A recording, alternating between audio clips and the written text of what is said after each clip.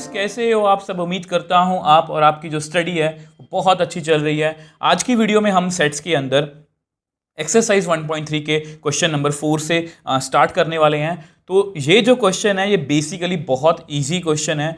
अगर हम नई एनसीईआरटी और पुरानी एनसीईआरटी की बात करें तो पुरानी एनसीईआरटी में एक टॉपिक है जिसको बोलते हैं पावर सेट। ठीक है, जिसको बोलते हैं पावर सेट।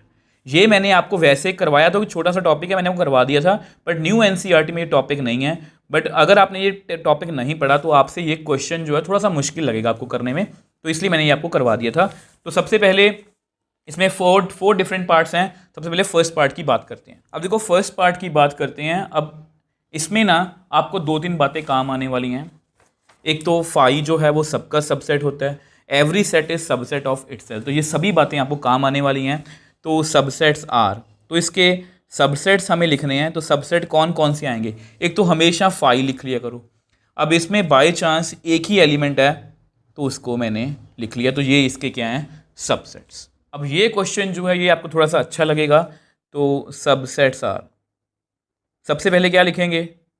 Yes, phi. उसके बाद अब यहाँ पर 2 एलिमेंट हैं। सबसे पहले क्या करो, सिंगल एलिमेंट उठा लो, ए इसका सबसेट है क्योंकि इसमें ए है, इसमें भी है। बी और सेट जो है वो खुद, तो इसके 4 ही सबसेट बनेंगे। आपको इसका मैंने फॉर्मूला भी बताया हुआ है। यस, ये वाला 2 की power number of element in a set. तो 2 की पावर यहाँ पर कितना आएगा? 1। मतलब अगर मैं इसको आपको दिखाना चाहूँ तो इसमें कितने एलिमेंट्स हैं? 1। तो 2 की पावर 1 मतलब 2 सबसेट्स हैं इसके। 2 मैंने लिख लिए। यहाँ पर कितने हैं? 2 की पावर 2। कितने एलिमेंट्स आएंगे इसमें? 4। 1 2 3 4। वैसे भी देखो ए इसको बिलोंग कर रहा है तो ए इसको बिलोंग कर रहा है, बी इसको बिलोंग कर रहा है तो बी इसको बिलोंग कर रहा है। तो ये सारे क्या हैं? सबसेट्स हैं। आप चेक भी कर सकते हो कि मैंने सही लिखा है या नहीं लिखा। अब ये काफ़ी इंपॉर्टेंट है। ये क्वेश्चन आपको पहले पेपर में बहुत आता था कि इसका पावर सेट लिख के दिखाओ। पावर सेट मतलब सभी सबसेट्स लिखो। ठीक है, तो बेसिकली सबसेट्स कौन कौन से आएंगे? सबसेट्स आर, एक तो 5 लिखेंगे। पहले सिंगल एलिमेंट उठा लो, 1, उसके बाद 2, उसके बाद 3। अब डबल उठा लो, 1, 2, उसके बाद 2, 3, उसके बाद 3, 1। कुछ बच्चे बोलेंगे 1, 3, 1, 3, 3, 1 में कोई भी फर्क नहीं है। आपको पता है एलिमेंट्स को हम जिस तरह से मर्जी लिख सकते हैं। ये सबसे फर्स्ट एक्सरसाइज में हमने सीखा था वो सेट खुद। 2 की पावर 3 कितने आए? 8। 1 2 3 4 5 6 7 8। तो इस तरह से हमने 8 जो हैं इसके सबसेट जो हैं वो लिख लिए। अब देखो ये लास्ट पार्ट है फाई। अब फाई का सबसेट क्या होगा? एक तो ये लिख सकते हैं आप कि हर एक सेट अपना ही सबसेट होता है। Phi is subset of every set. तो सबसेट कौन कौन से आएंगे? ये खुद ही आएगा, मतलब फाई। तो इसका जो सबसेट है वो कौन है? फाई। आई होप इसको आप समझ पाए हो। तो ये सारे सबसेट्स हैं। तो ये सारे फॉर्मूलाज भी यहाँ पर इम्प्लीमेंट हो गए हैं। मतलब 2 की पावर 1 2 आ गए, 2 की पावर 2 4 आ गए, 2 की पावर 3 8 आ गए, 2 की पावर यहाँ पर कोई एलिमेंट ही नहीं है, कितना आया? 2 की पावर 0 कितना होता है? 1। ठीक है, तो कितने सबसेट्स आए? 1, तो 1 ही है इसका। ये आपको नेक्स्ट क्वेश्चन में भी हेल्प करेगा। अब देखो नेक्स्ट क्वेश्चन की बात करते हैं। How many elements has P A if A is equal to 5। तो ये बेसिकली ओल्ड एनसीईआरटी का क्वेश्चन है। नई एनसीईआरटी में ये क्वेश्चन नहीं है। बहुत छोटा सा क्वेश्चन था, मुझे लगा आपको करवा देना चाहिए। अब आपको एक फॉर्मूला पता होना चाहिए। ये एक्चुअली क्या होता है? पावर सेट होता है। ठीक है, इसका क्या मतलब है? Power set, power set of A. ठीक है, number of elements in P A. क्या फॉर्मूला है? 2 raise to power number of elements in a set. ठीक है, तो आपको पता है since A is equal to 5 means A is an empty set. और एम्प्टी सेट में एलिमेंट कितने होते हैं? 0। तो therefore number of elements in power set of A 2 की पावर 0 कितना आया? 1। तो कितने एलिमेंट्स होंगे? 1। देखो ये क्वेश्चन मैंने इसलिए करवाया क्योंकि ये ओल्ड एनसीईआरटी क्वेश्चन है। और ये क्वेश्चन आपको अपना जो है वो जिसको बोलते हैं रूप बदल के आ सकता है, अपना फेस बदल के आ सकता है। वो पूछ सकते हैं कि ए एलिमेंट है, एक भी सेट है 5, तो उसमें उसके कितने सबसेट्स बनेंगे।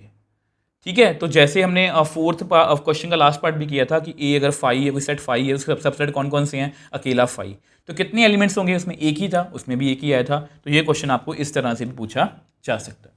अब देखो नेक्स्ट क्वेश्चन 6 की बात करते हैं, बहुत ईजी क्वेश्चन है। Write the following as intervals. तो अगर आपने बेसिक्स वाली वीडियो देखी है तो मैंने इंटरवल्स के बारे में बताया था, और मैंने सिर्फ इंटरवल्स के बारे में आपको बताया नहीं, मैंने आपको ये भी बताया था कि इंटरवल्स की हमें ज़रूरत क्यों है। क्योंकि ये देखो इसका मतलब क्या है, इसका मतलब ये देखो, इसको तीन, ये इंटरवल है, ये क्या है, ये इसको जो है सेट बिल्डर फॉर्म में लिखा गया है, ये इसको नंबर लाइन पर रिप्रेजेंट किया गया है कि अगर ए और बी इंक्लूड नहीं है तो मतलब कि एक सर्कल लगाना है, अगर ए और बी इंक्लूड है तो सर्कल हमें उसको कलर या फिल कर देना है।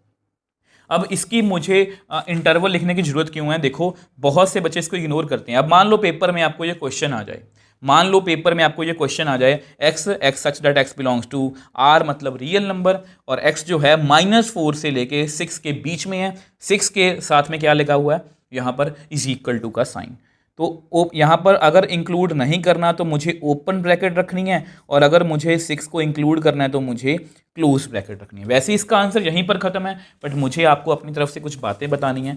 अगर बाय चांस ये क्वेश्चन कुछ ऐसे आ जाए, चलो वैसे -4, तो चलो ऐसा करते हैं, यहाँ पर इंटीजर कर देते हैं, इंटीजर।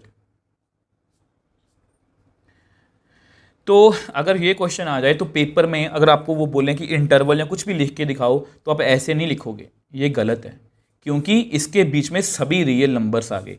रियल नंबर्स को मैं जो है वो रोस्टर फॉर्म में नहीं लिख सकता, इसलिए इंटरवल्स की ज़रूरत रहती है हमें।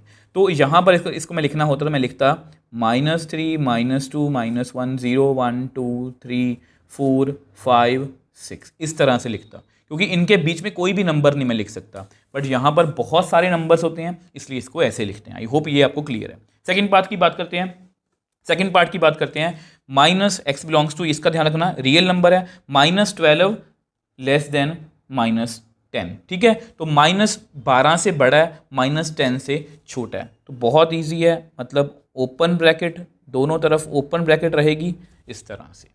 अब सेम वे से थर्ड पार्ट की बात करते हैं, x belongs to real number, 0 include करना है तो क्लोज्ड ब्रैकेट, 7 इंक्लूड नहीं करना तो ओपन ब्रैकेट, बहुत इजी है। तो यहाँ पर देखो सभी तरह क्वेश्चन है, इसमें दोनों ओपन ब्रैकेट आ गई, यहाँ पर स्टार्टिंग में ओपन है, बाद में क्लोज्ड है, पहले क्लोज्ड है बाद में ओपन है, यहाँ पर 3 और 4 के बीच में है, और दोनों में इक्वल टू का साइन है, तो यहाँ पर हम ये वाला इंटरवल जो है वो इस तरह से लिखेंगे। आई होप ये आपको अच्छे से क्लियर है। अब देखो नेक्स्ट क्वेश्चन 7th की बात करते हैं, ये बहुत इजी है, ये पिछले क्वेश्चन का रिवर्स क्वेश्चन है। तो अब आप इंटरवल्स को अच्छे से समझ चुके हो कि इंटरवल्स क्यों होते हैं। यहाँ पर ये ओपन इंटरवल की बात कर रहे हैं, और आपको पता है अगर इंटरवल्स की बात हो रही है दैट मीन्स वहाँ पर रियल नंबर्स की बात हो रही है, क्योंकि रियल नंबर्स ऐसे नंबर्स हैं जिनको हम रोस्टर फॉर्म में जो है वो नहीं लिख सकते। तो इसको हम कैसे लिखेंगे सेट बिल्डर फॉर्म में, x such that x belongs to real number, तो x एक रियल नंबर है। अब x है कैसा, -3 से बड़ा है और 0 से छोटा है, तो ये मैंने कैसे लिख लिया। अब आपको पता है अगर मैं इसको नंबर लाइन पे बनाऊँ, -3 यहाँ पर होगा, 0 यहाँ पर होगा। अगर इसके बीच में मैं इंटीजर लिखूँ तो ये दोनों इंटीजर्स हैं इसके बीच में, तो इसके बीच में इनफाइनाइट नंबर्स हैं, तो सभी को रिप्रेजेंट करना है, मतलब -3 से बड़े 0 से छोटे, तो ये एक इंटरवल लिखने का तरीका है। अब सेकंड पार्ट की बात करते हैं, यहाँ पर भी इंटरवल की बात हो रही है, तो इसका मतलब x जो है वो रियल नंबर ही होगा। अब यहाँ पर बात क्या है, क्लोज ब्रैकेट है। अब क्लोज ब्रैकेट का मतलब क्या होता है कि मुझे ऐसा नंबर चाहिए जो 6 और 12 के बीच में हो, और 6 और 12 भी हो सकते हैं। इसमें यहाँ पर इज इक्वल टू का साइन डाला, यहाँ पर मैंने नहीं डाला था, ठीक है। आई होप ये आपको अच्छे से क्लियर है, बहुत इजी क्वेश्चंस हैं ये। तो x belongs to real number, अब फिर से तो 6 यहाँ पर एक बार ऐसे लिख लिया करो, ऐसे लिख लिया। अब यहाँ पर क्लोज ब्रैकेट है, 12 में इंक्लूड है तो मैंने यहाँ पर इज इक्वल टू का साइन डाल दिया, यहाँ पर इंक्लूड नहीं है तो मैंने साइन जो है वो नहीं डाला। अब लास्ट पार्ट x बिलोंग्स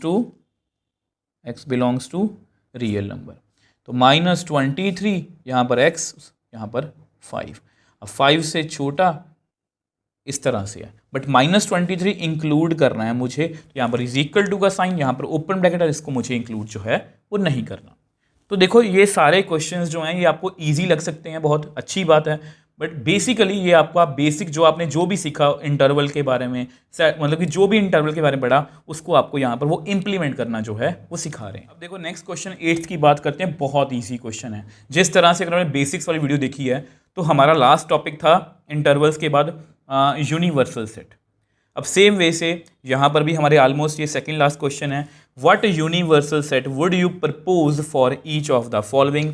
अब आपको पता है यूनिवर्सल सेट होता क्या है। Biggest possible set is universal set in any given situation. अब ये इन एनी गिवन सिचुएशन बोलना जरूरी है, क्योंकि बिगेस्ट सेट तो अगर मैंने 1 से लेके 100 तक नंबर लिख लिए और किसी बच्चे ने 1 से लेके 200 तक लिख लिए, वो बिगेस्ट हो गया। तो इस तरह से ये बदल सकता है, ये सिचुएशन के ऊपर डिपेंड करता है। तो सेट ऑफ राइट ट्रायंगल्स है, तो एक सेट है जिसमें सारी क्या है, एक सेट है जिसमें सारी क्या है, राइट एंगल ट्रायंगल्स हैं। ये राइट एंगल ट्रायंगल्स हैं, ये बड़ी छोटी सभी साइज की हो सकती हैं, बट ये सारी क्या हैं, राइट ट्रायंगल्स। तो इसके लिए यूनिवर्सल सेट कौन सा होगा। अब आपको याद होगा कि मैंने आपको ना फर्स्ट का, इसी एक्सरसाइज का फर्स्ट का 6th पार्ट जो है वो समझाया था कि ट्रायंगल ना बेसिकली 6 तरह के होते हैं। ठीक है, राइट एंगल ट्रायंगल, ठीक है, उसके बाद अक्यूट एंगल ट्रायंगल, उसके बाद ऑब्ट्यूज एंगल ट्रायंगल। ये एंगल के बिहाफ पर है। आपको पता है एक होती है scalene triangle, isosceles triangle, equilateral. Basically 6 types की हैं। तो इनमें से वो पूछ रहे हैं कि set of right angle triangles. तो अगर मैं एक ऐसा सेट ले लूं जो सारी ट्रायंगल्स को कंटेन करता हो तो वो क्या होगा, यूनिवर्सल सेट। तो यूनिवर्सल सेट, ये तो बच्चों वाले क्वेश्चन है। Universal set for this set is set of all triangles, जिसमें सभी ट्रायंगल्स आगे दुनिया भर की, इसमें दुनिया भर की राइट एंगल ट्रायंगल्स हैं, इसमें दुनिया भर की सभी ट्रायंगल्स हैं जो इसको कंटेन करती होंगी। अब set of isosceles triangle same वही है, यहाँ पर वो आइसोसेलेस के बारे में पूछ रहे हैं, तो इसका भी सेम सेट ले लेते हैं, यूनिवर्सल। अब इसके आंसर कई बार डिफरेंट भी हो सकते हैं। Universal set for this set is set of all triangles. तो बस इतनी सी बात है कि ट्रायंगल्स का सेट जो सभी को कंटेन करता है वो इसको भी कंटेन करेगा, जो सभी को कंटेन करता है इसको भी कंटेन करेगा। अब देखो इस एक्सरसाइज के लास्ट क्वेश्चन की बात करते हैं। Given the sets A, set दिया 1 3 5, B 2 4 6, C 0 2 4 6 8, which of the following may be considered as universal set for all 3 sets A B सी।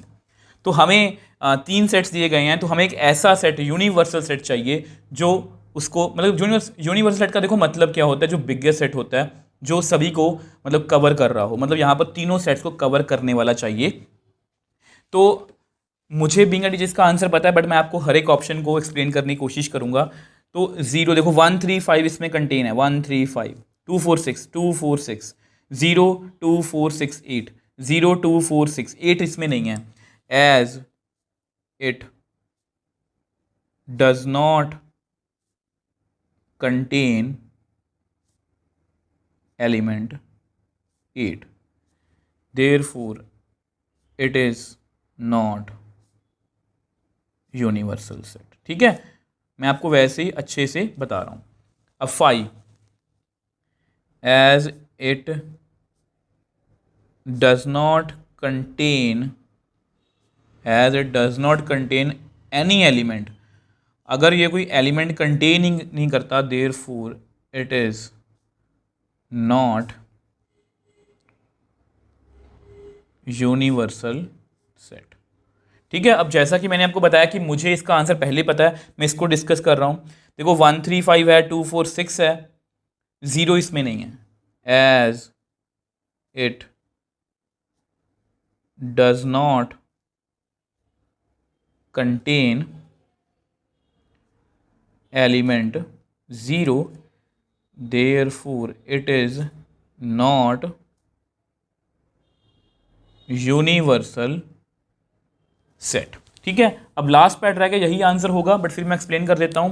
1 3 5 भी है, 2 4 6 भी है, 0 2 4 6 8 भी है। अब कुछ बच्चे सोचेंगे सर 9 और 10 है, एक्स्ट्रा हो तो कुछ नहीं है, ये बड़ा सेट है, ये सभी को कंटेन करता है। As it contains all elements of set A, B and C, therefore it is universal set. तो यहाँ पर आप लिख भी सकते हो कि MCQ टाइप है, ऑप्शन 3 इज राइट आंसर। ठीक है, अब देखो कुछ बच्चों को अगर आपको ये पेपर में क्वेश्चन आ जाए और आपने कोई सेट लिखना हो तो आप ये भी लिख सकते हो, ये वाला 0 1 2 3 4 5 6 7 8, ये भी सभी को कंटेन करता है। आप चेक कर लो 1 3 5 2 4 6 0 2 4 6 8, ये सभी को कंटेन करता है, जो ये भी एक यूनिवर्सल सेट है। बट यहाँ पर ये ऑप्शन में था तो मैंने ये जो है वो आंसर बता दिया। अब देखो स्टूडेंट्स, ये हमारी एक्सरसाइज यहाँ पर ख़त्म है। अब ये जो एक्सरसाइज है ये भी बहुत इंपॉर्टेंट है, आपने इसका जो कंसेप्ट है वो ध्यान से करना है, सबसेट वाला, और यूनिवर्सल सेट को भी अपने ध्यान से करना है। ये जो लास्ट क्वेश्चन हम छोड़ रहे हैं कि ये सबको कंटेन करता हो वो यूनिवर्सल सेट लिखो, यहीं से हम स्टार्ट करेंगे। मतलब नेक्स्ट टॉपिक जो है वो हमारा वेन डायग्राम्स का और ऑपरेशन ऑफ सेट्स का होने वाला है। तो यहाँ ये उसका बेसिक है और इससे आगे हम वहाँ पर डिस्कस इसको जो है वो करेंगे। अगर आपको फिर भी कोई डाउट है मुझे नीचे कॉमेंट बॉक्स में लिख सकते हो, मैं हमेशा आपका रिप्लाई करने की कोशिश करता हूँ। अगर आपको वीडियो थोड़ी सी भी हेल्पफुल लगी है तो वीडियो को लाइक कीजिए, शेयर कीजिए और इस चैनल को सपोर्ट कीजिए।